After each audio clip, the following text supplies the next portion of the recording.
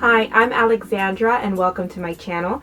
Today I'm going to be setting up my black bullet journal for 2020.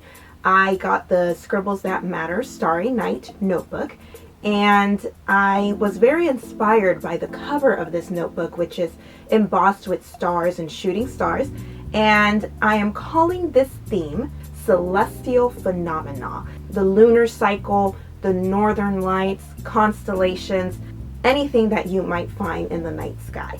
For this theme, I used the following supplies: Uniball Signo pens in gold, white, and silver, Jelly Roll pens in the metallic line, Jane Davenport's palette pastels, Posca markers, a Helix angle and circle maker, and a kneaded eraser.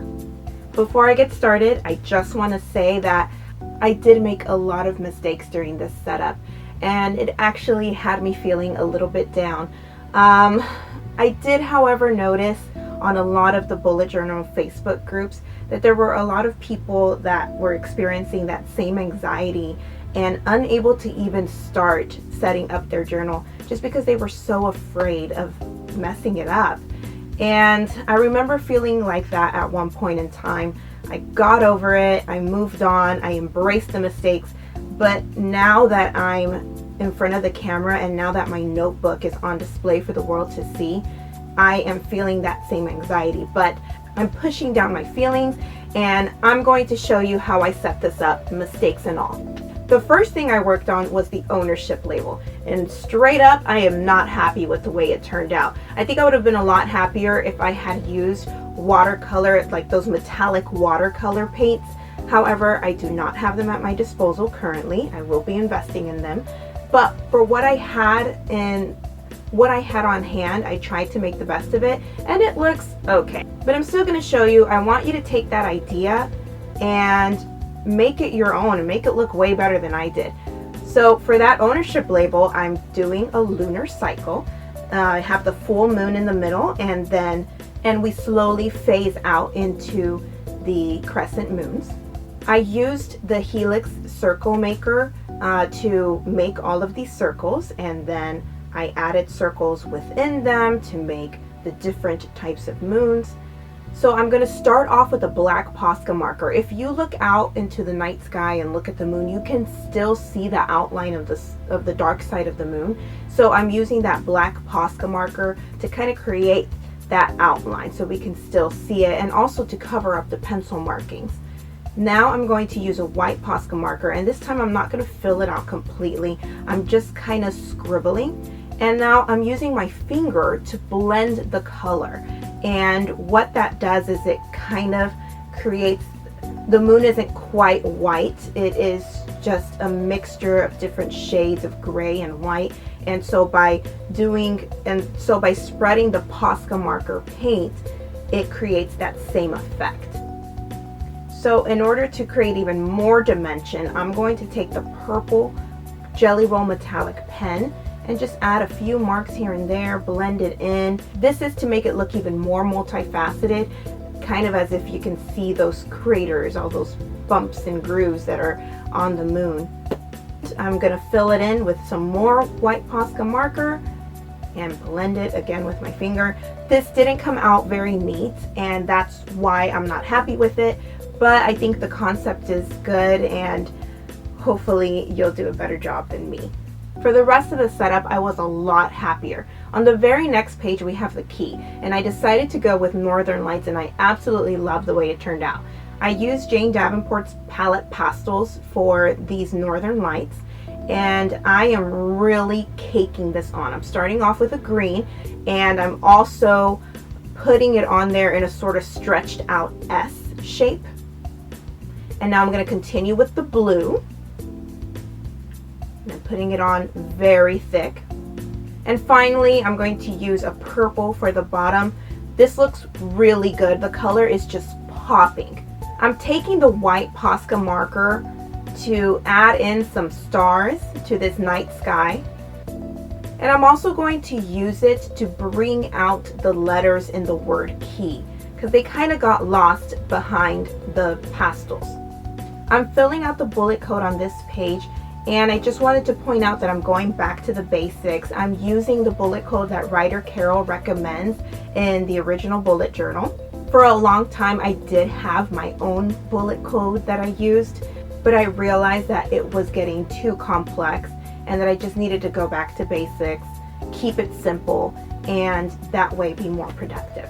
I love that Scribbles That Matter also leaves a space for a color code, because this is something that is very convenient for me. I use it a lot to color code my index. It helps me see quickly where my spreads are. So I'm using a color code that is helpful for me, because these are categories that I tend to use very often in the notes and collections that I add to my bullet journal. Please feel free to personalize this with the categories that you use the most. And now the index. The index, I'm just going to keep this design simple. I already added the pencil markings. I'm simply emulating the embossing that's on the front cover of this Starry Night notebook. It is stars and shooting stars, so I'm using my gold Uniball Signo pen to create the shooting stars. And then I'm going to use the silver pen to add some static stars, whether they be just dots or a 5-point star. And when I'm done and the pen markings have dried, I'm going to use the kneaded eraser to pick up the pencil markings that I left behind.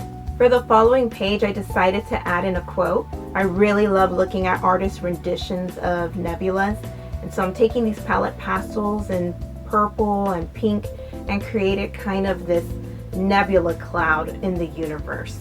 And I'm covering up this quote by Carl Sagan, "We are made of star stuff."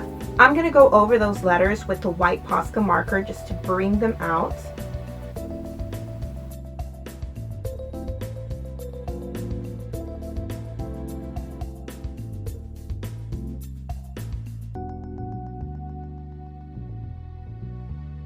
I'm going to give credit here to Carl Sagan, and I'm adding stars all over. Right next to that page, I'm going to add my 2020 cover page, and for that I'm going to need the Helix Circle Maker again. This time I'm going to make my own circle. I'll be using the 1.5 inch measurement. I think that's a pretty good size for this page. I want to add stars around the circle, and I'm going to be using the Jelly Roll metallic pens in gold, bronze, and silver. With the gold, I'm just going to go right around the outline. With the bronze, I'm just going to add a little interest by staggering these stars. And with the silver, I'm just going to add some dots just to fill in those spaces. Using a black Posca marker, I'm writing out 2020 because I'm going to outline this in gold. And you'll see that the black kind of just disappears. I was using it just as a guide so that I don't have to trace out a bubble letter on my own. I just write it out in marker and then outline it, and it kind of seems like I did create these box numbers on my own. And that makes our 2020 cover. The next page I'll be using for my 2020 at a glance. I want to move away from the gold and the silver and use different colors for this spread. I'm using the Jelly Roll metallic pens again, this time in emerald, purple, and blue. And as you can see with my pencil, I marked out the first day of each month, the last day of each month. And what that does is it keeps me from making a mistake, starting on the wrong day or ending on the wrong day. And then I added the numbers for each Monday. And that just kind of helps me stay on track so that I know if I accidentally skipped a number or if I wrote a number down twice. It kind of really easily helps me see if I made a mistake or not.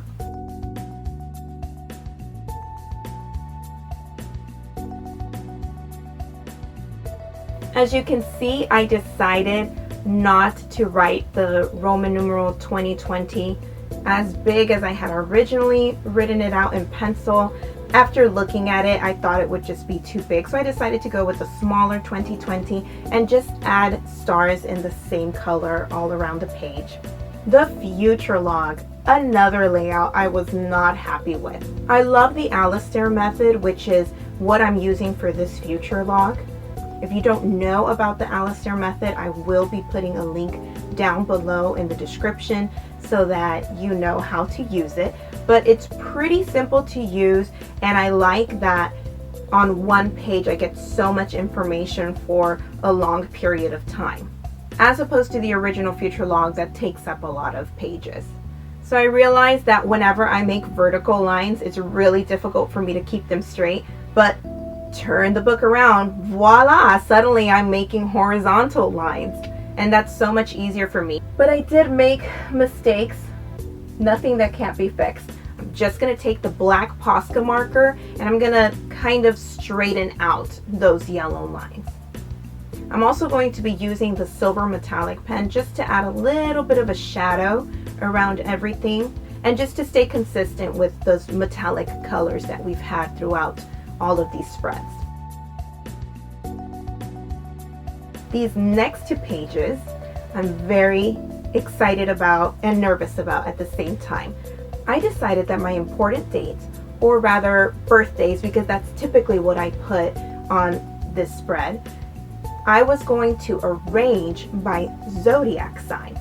I thought the zodiac constellations really went with the celestial phenomena theme, and I'm really excited to do that, but I'm also afraid of how confusing it would be just because zodiac signs fall within the range of 2 months. But I was really excited about this theme and I just decided to go with it anyway. I used pencil markings to kind of measure out where each zodiac would go.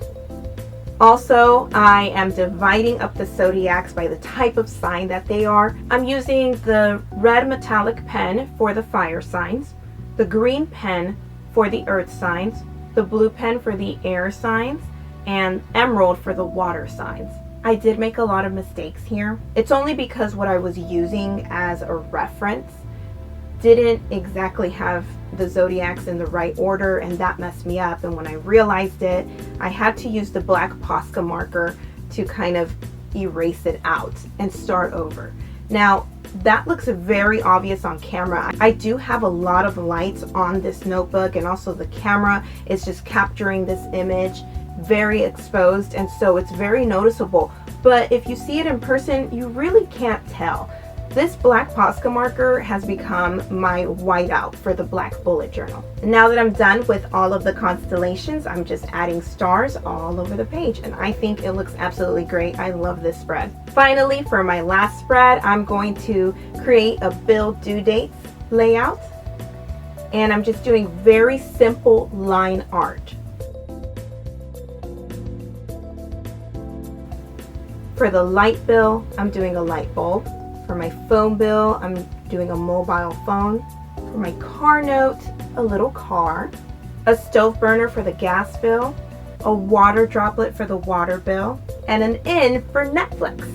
And like the rest of the layouts, I'm adding silver stars all over this page. Let's go back to the front and fill out some of these layouts. For the index, I am jotting down what I have created, what pages they're on, and I'm going to use the color code to put in what type of layout it is. It makes it really easy to see. For example, if I'm wondering about that bill due dates layout, I know that I would categorize that as organization orange, and so I can quickly look at my index and see where my orange layouts are. The future log, as I said before, this is using the Alastair method. It's so easy. You put a dot on the month the event takes place. You write the dates in the description area and also the title of what the event is. Important dates. This one I have to be really careful with. So not only am I putting the date, but I'm putting the month as well. Remember, each zodiac sign falls within 2 different months. So as you can see on Aries, I have some birthdays that fall in March and some that fall in April. If that's going to be too confusing, what you can do instead is just write out the months and instead just use the constellations around as a border to kind of decorate that spread. And now I'm filling out my bill due dates. I really don't like that some of the utilities on here aren't due on a certain date, but rather randomly at certain weeks throughout the month. And so I kind of have to really check to see when exactly everything is due month to month. So this is just a great reminder for me to check. I really enjoyed making these spreads and sharing them with you. Thank you so much for watching my video. If you would like to see more bullet journal tutorials or reviews, please be sure to subscribe to my channel and click on that notification bell.